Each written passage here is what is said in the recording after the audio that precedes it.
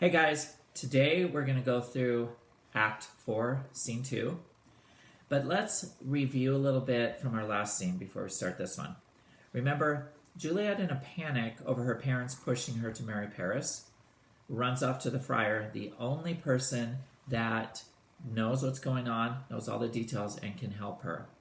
Of course, Friar Lawrence does have a plan. A little suspicious how quickly he comes up with these plans. But his plan is she's supposed to go home. She's supposed to pretend like she's okay with marrying Paris. She's supposed to make sure she's laying by herself, because remember, the nurse would usually be in there. She's supposed to then take the potion and drink it. The potion is supposed to make her look dead. How? She's going to look very pale. She's going to feel cold. They will not be able to detect any breath. They will not be able to detect any pulse. So for all intents and purposes, she's going to look like she's dead. And then, as the custom is, they'll lay her in the tomb. After 42 hours or so, they say, she will wake up. Romeo will be there because he will have heard from the friar through a messenger that this is the plan, and he will be back to be there when she wakes up. And the friar will be there as well. Then they'll be able to sneak off to Mantua and have their happily ever after. So remember, we talked about why something so extreme? This is really common in books and movies, and it's applicable here. Juliet has to fake her death here. Why? Because her dad's a psycho control freak. He would probably track her down. Remember, the world at that time is not that large. You can't travel very far. And so it was very believable with Lord Capulet's resources and his drive and his psychotic nature that he would track her down, bring her back, perhaps even do something bad to Romeo. So the only way out of this is for her to fake her death. Let's go ahead and start with Scene 2. With Act 4, Scene 2, we start with Lord Capulet busily planning this wedding. Remember, he decided we're just going to do this in a couple days. He told Paris that. It's all set. It's all set so much in his mind and so egotistical he is that he's planning the wedding. He's rushing around. He's getting the food ready. He's getting the servants ready. They're probably decorating the home, etc. And he, in his egotistic nature, is already thinking this is going to happen. Even though I said I'd kick her out, even though she said, no, I would rather die, he's still going on with the wedding. In the middle of all this chaos, Juliet comes back. And in following the friar's plan, she tells her dad that she is confessing her sins to Friar, and that she realizes that she was disobedient and obstinate.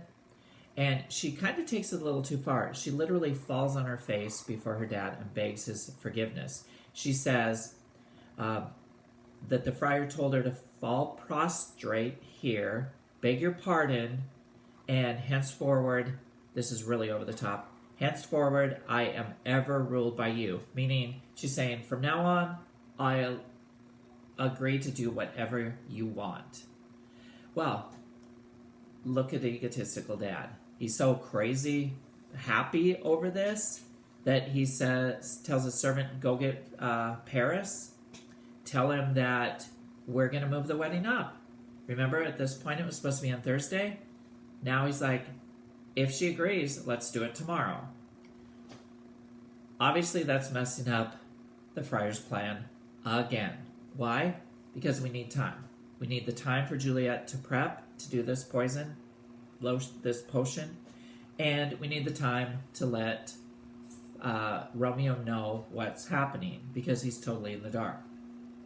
Time is almost like a character here, that if it doesn't do what it's supposed to, then we have a problem. Juliet agrees to go through with this, and she goes up to her room. Lady Capulet tries to put it off a little bit, not because she cares about what Juliet wants, certainly we know that, but because she says, I don't think we'll have enough time to get ready. Her dad, Lord Capulet, says, I don't care if I have to stay up working all night by myself. I will make this wedding happen. He is so invested in marrying his daughter to Paris that he's kind of blind to everything. I would be very suspicious if somebody who's saying they would rather die and upset and saying, no, I'm not going to marry him, I'm not going to marry him, all of a sudden says, okay, I'm happy with it, I'll go ahead and do it. Lord Capulet is oblivious to this. So, our next scene, Juliet is in her room. Her mom is in there, and the nurse is in there. She tells the nurse, I want to spend some time in prayer. I've been really bad. I need forgiveness. I need to pray this through. So I'll be fine, and you don't need to stay in here tonight. I'm good. Her mom asks, can I help you? Do you need any help getting ready? And Juliet says, no, I got it under control, and you have way too much to do with this wedding anyway, so I'm good. You go do your thing. And then they both say goodnight, and Juliet's left by herself finally. So this is where the fear starts to take control. Juliet says, farewell. God knows when we shall meet again. Saying goodbye to her mom, saying goodbye to the nurse. I have a faint, cold fear thrills through my veins that almost freezes up the heat of life. So she starts to have these doubts. She starts to maybe have this kind of premonition that something's going to go wrong with this.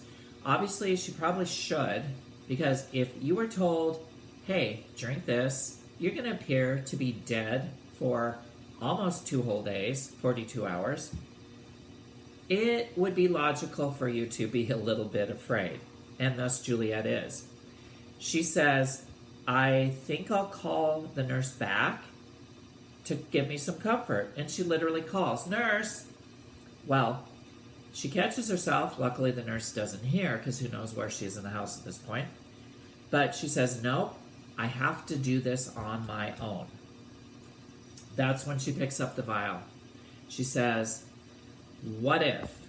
And this is where she starts to go through all the possible things that could go wrong with this plan. Again, fairly lucid, because she should be a little bit afraid. She says, what if I drink this and it doesn't work? And I just wake up tomorrow after a nice, cozy sleep. Well, I have an idea then. If it doesn't work, I'm going to take my happy dagger.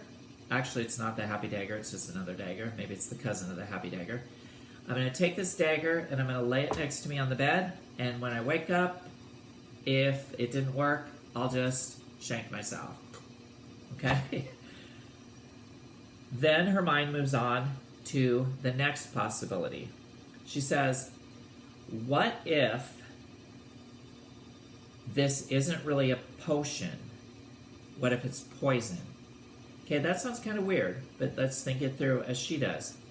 Why would the friar want to poison her and kill her? Because the friar is really deep into this.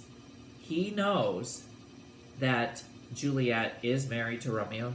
She was married to Romeo by him, and he could get in huge trouble if the parents found out. So, and especially he doesn't want her to be married again to Paris. So maybe he's trying to get rid of her, get rid of the evidence, so to speak. But then she comes to her senses and she says, I fear it is, and yet methinks it should not, for he hath still been tried a holy man. So she realizes, this is my pastor. So hopefully none of us would feel like our pastor's going to try to kill us, because if you don't trust your pastor and you think he's going to kill you, then you probably should go to another church. So she puts that out of her mind, and as soon as she does, then another fear comes in. What's that? She says, how if, when I'm laid into the tomb, I wake before the time that Romeo comes? There's a fearful point. And this time her thoughts are going to branch off in 2 different directions. The first one is, what could happen if she wakes up too early? Well, what if there's no air in the tomb? What if I suffocate?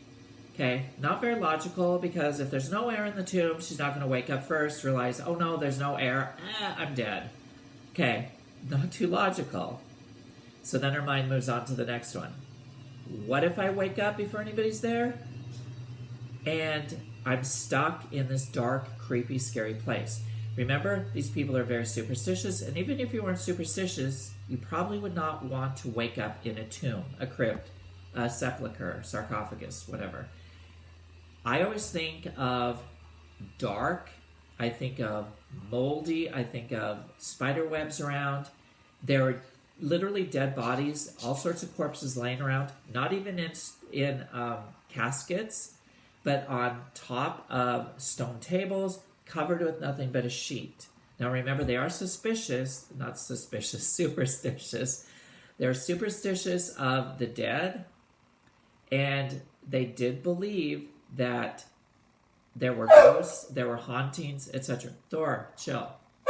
See, he's scared about the tomb too. He says, don't do it, Juliet. Thor, seriously.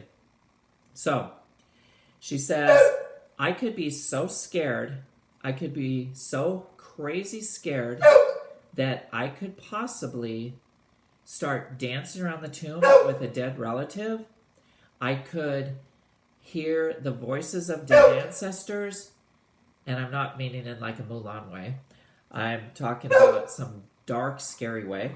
And what if I end up grabbing bones that are laying around and bash my brains in? That would be kind of scary. So she's thinking about that, and then she starts to see a ghost. She literally sees Tybalt's ghost walking to her.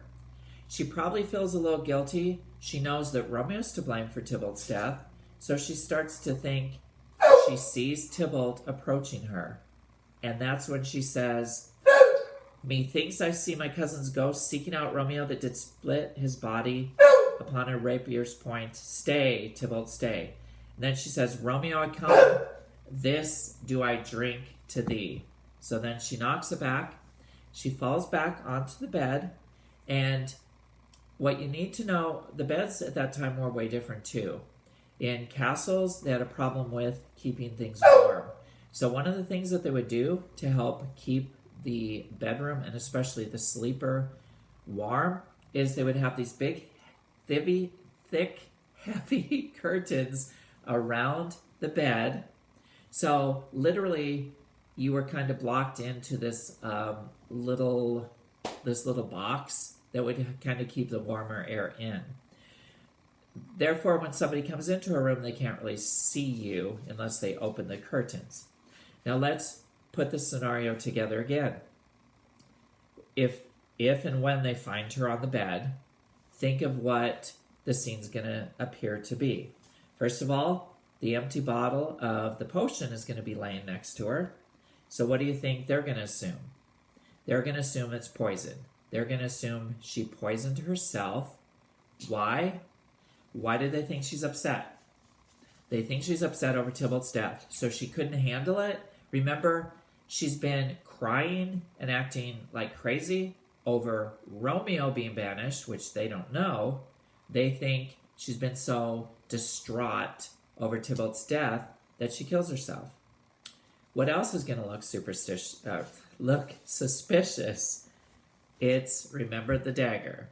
The dagger's going to be laying on the bed next to her. So picture that. They walk in to wake her up. The dagger's on the bed. Empty potion bottle is on the bed. It's going to be a little suspicious. So that's where the scene ends, guys. And in the morning, they are going to find her, and it's going to be quite traumatic. And what I'm going to want you to pay attention to is how they respond. Why? Thor, seriously. He's spoiled. They are going to act like they're heartbroken and distraught, like their lives are over. We're talking the nurse is going to act like that. She's probably the one that has the most reason to act like that because she probably realizes that she let her down. Her mom's going to act like that. Remember how her mom has acted like, do whatever you will, I'm done with you. And then the dad. The last major conversation they had, other than she will do whatever her dad wants from now on, is that scene where the dad is telling her off and saying, you can go die in the streets for all I care. So pay attention to how they act, and I'll leave you there for now. Hope you guys are doing well. Remember, you are blessed to be a blessing. Adios. Hasta mañana.